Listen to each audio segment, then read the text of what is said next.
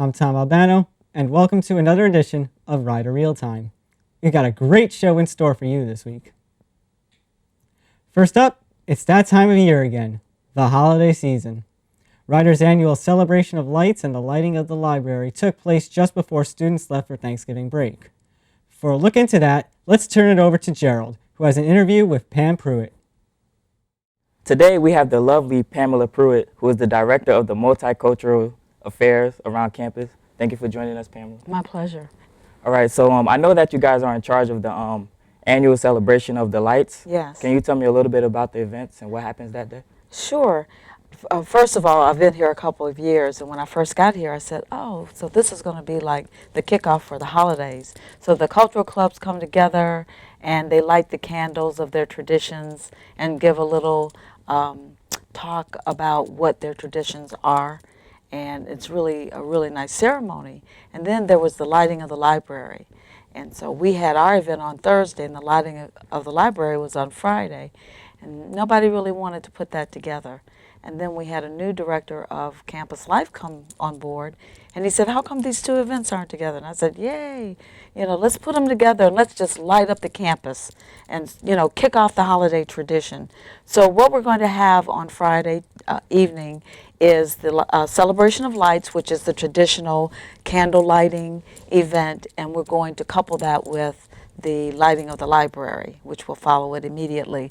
So we come together in the SRC atrium, and we form a circle with the tables representing the different cultural clubs, such as the Muslim Club, Black Student Union, ASAR, Asian Students at Rider, LASSO, the Latin American Students Organization, and we all come together, and I'm in the middle, Dean Campbell's there. We have singing, so we'll have Janela Montez, and we will have Unashamed Gospel Choir, along with a solo praise dance by Michaela Batts, and also we'll have the Bollywood dancers, and we'll intermingle all of that, and it will be a very brief ceremony, but it'll be kind of solemn, but really beautiful, and it's fun, but we're not like jumping up. Now it's really awareness,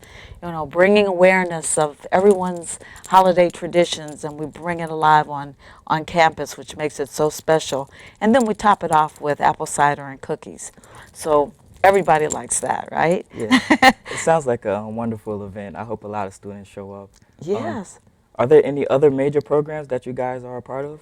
Oh yes. Well, after we leave the SRC atrium, we'll all head over to Moore Library, and the lighting of the library will occur. There'll be activities, holiday, like winter activities, photo booths and hot chocolate bars and different things that happen.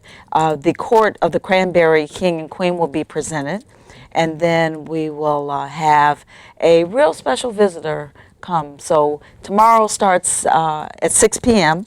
and then everything ends at 9. So we're looking forward to everyone joining us at the SRC atrium. But we have a lot of events on campus. I pretty much oversee the cultural events. So the next series of events we will have will be Black History Month. And we expect some really powerful things. We're looking into having it's called The Meeting, and Martin Luther King and Malcolm X would probably never be in the same room together, but this production is about the two of them being in the same room together, and so I think that would be really nice. Well, that's all the questions I have for you today. Thank you for coming to our show, stopping by. I really Sure. appreciate it. It's my pleasure. Happy to be here. All right, thank you. Now back to you, Tom. Don't change that channel. More Rider Real Time comes your way after these messages. This just in. The Rider News is Rider University's award-winning student newspaper, and it's always looking for people to join its team.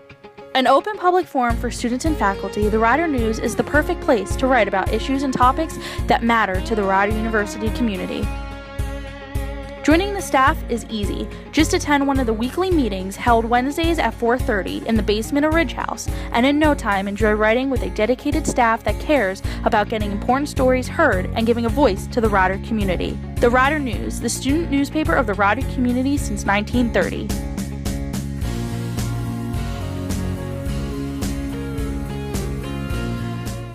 Welcome back. Next up, we have Malia, who will be reporting on a peaceful protest held by members of Ryder's Black Student Union.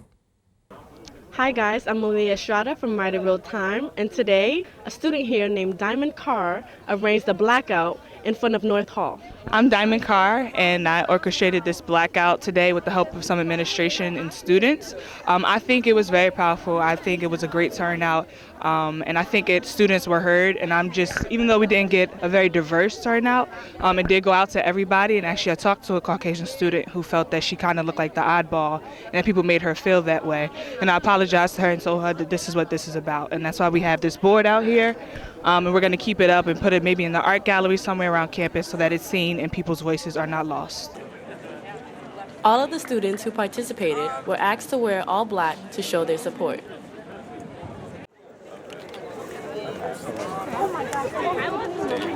It's not a game. This is really important. This is people's lives. Like, I felt in 2015, coming to 2016, we shouldn't have to deal with racism on any school campus. I do think the blackout is effective, and I don't think all students on campus know what's going on. I think we should be more aware and keep up via social media. I think what's happening at the University of Missouri is very important. I think everybody should know about it. Unfortunately, I don't think a lot of people know about it. Here at Rider University, we're trying to make it known, and I think this blackout was very effective. We got a nice turnout. And it needs to happen because my black is beautiful and we stand it in solidarity. Well, it seems like Ryder students were able to bring awareness on campus. Thank you for tuning in. I'm Malia Estrada, and back to you. We'll be back with more Ryder Real Time after this. Damn, I look good. This is gonna get a lot of likes. Let's see who's on Facebook. Oh my gosh. I'm sorry, but you are so ugly, and I really don't know why you posted this picture. Oh, one comment already. Is there an unlike button? Ugly. Behind those selfies are people with feelings. Don't be like Malia. Don't be. We're back, and now let's throw it over to this week's edition of the Sports Corner. And now with me for this edition of the Sports Corner is the head coach of the men's soccer team, Charlie Inverso. Hey, how are you, Tom? I'm doing good. How are you? Good, thanks. All right, so let's talk about the men's soccer team. This season it'd be an understatement to say a very good season. You guys won the MAC championship, and this program really turned it around under your coaching. I remember a couple of years ago, it was my freshman year, the team had started like 0-7 before it finally won its first game, and now this year, MAC champions. Yeah, you're being kind because it was 0-8 we started out. It was 0-8. Yeah, we started out 0-8, and then pulled out kind of a miracle game against Lafayette to go 1-8. I give so much of the credit to the leadership that we've had in the past 3 years. It was Zarek Elgin, who was the only senior a few years ago, when we thought that we had a pretty decent team. We went 8-9, and we had some trouble scoring goals, but we played well. It was very much a underclassmen-dominated team. I remember Eric. He was a very good defensive player. Yeah, and just a natural leader. And he turned the reins over to Ryan Walsh, who again last year was our first winning season in like 16 years, and you know, we had a good team. I'm not sure if we were convinced that we had the experience to get to the championship level. And then this year, Sinimi Holiday. It was really Sinimi's team again this year. And you know, and ironically, those three guys were roommates and best friends, and they really have contributed to those 3 years they were captains, as opposed to the 3 years before. It was a 42-game turnaround, and so I give those guys all the credit for getting this group together and giving us really the culture we have now. And I would say it's not just the men's team too. You look over at the women's team, and they've had a lot of success. They were the MAC champions last year, and they've had numerous amount of leadership and talent, including Tara Belay, Bethany May Howard, Holly Kelsch. Yeah, no, they do an amazing job. coach's office right next door to us. They do an amazing job. And I'm proud of both programs. We're not the most highly resourced teams in the conference, and so we have to make good with what we have, and we're really maximizing what we have and our strengths, and I'm proud of both programs, really am. And now let's get back to the men's team. And you guys had won the championship. What was it like the moment the clock hit 0 and you said in that you guys had won? It was it was pretty amazing because I wasn't sure we were going to get there, and it was a 3-2 game. We kind of, I wouldn't say squandered, but we had 2-goal leads twice in the game, and lost them. And to be honest with you, it really wasn't over until Baird had the ball in his hands with about 10 seconds left. I have to say it was a pretty unbelievable feeling because of where we had started, and especially we really had a tough month in September when we had lost our first 2 conference games, and then we were looking at going on the road at Iona and Siena, 2 really good conference teams playing Monmouth, the defending champs, all in a row. And so really coming out of those games, I think the Iona game was the one that turned it around for us by going on the road, missing 4 starters. We were missing 4 starters in that game. I think that was the point where we rebounded. And after the second conference loss, we went 9-1-1, and I think altogether we lost like 2 games in 50 days. So there was some things to be happy about for sure. That you're definitely proud of your players after this season and just getting the experience of going to the NCAAs.